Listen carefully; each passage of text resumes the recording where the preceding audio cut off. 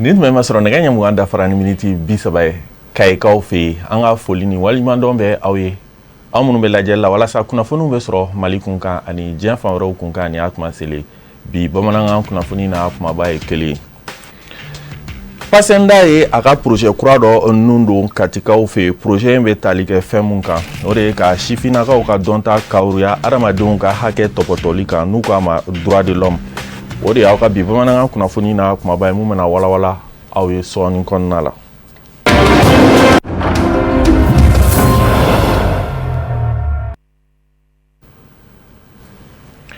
Ka foli kurakura ka a ɲɛsin aw ma alisilamɛya dɛmɛtɔn Ansar bolofara min bɛ Kumantu Buguni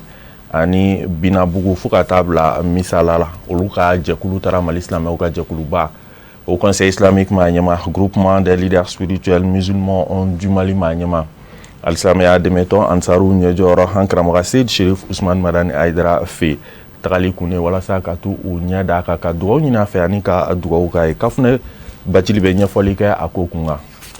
alisilamɛya dɛmɛtɔn Ansaru ka bɔ Kumantu Buguni Binabugu ani Misala u ye ɲɔgɔn sɔrɔ Sherifla denbaya la kana alisilamɛya dɛmɛtɔn Ansaru ɲɛjɔyɔrɔ ziyara Mali silamɛtɔn au Conseil islamique du Mali ma ɲɛma Mali silamɛ diinɛ ɲɛmɔgɔ ka fara ɲɔgɔn kan jɛkuluba groupement des leaders spirituels musulmans du Mali ma ɲɛma an fana karamɔgɔ a Seyid Sherif Usman Madani Haidara sigi in kɛra munyamunya kɔnɔ ani nisɔndiya ni farifoni zamzamiyu kɛtɔ ka kanuɲɔgɔnw lasɔrɔ a bisimilara tɛgɛrɛfɔkaw ni zigiriw dakanw kɔrɔ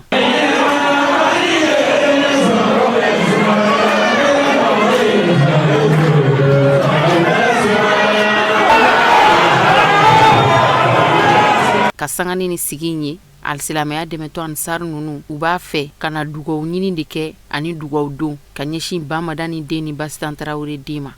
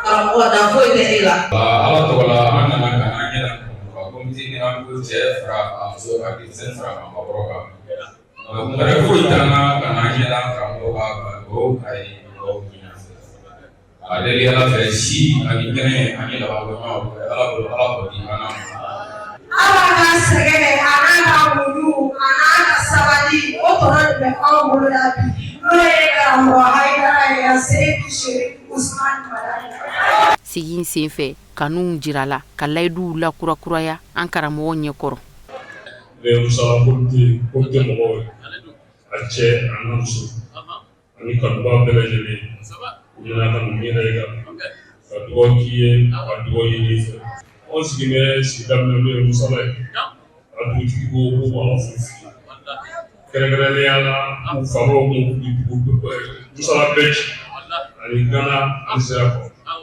Wati mɔgɔ kun ye mɔgɔ musulman ni bɛ hakili kuranna an bolila ka se karamɔgɔ ma yan wulila k'i jɔ ka se ɲɛda yɔrɔ ninnu ma o doni bi cɛ dugu in bɛ karamɔgɔ hakili ka sigi a bɛ jama bɛɛ fo muso ka foli don ka bɔ muso la arabiya ma n'aw bɛ karamɔgɔ yi fo wala an da ka dɔgɔ foli ma a bɛ dugawu kɛ k'a ye sini kɛnɛ laban ko ɲuman bɛ ala bolo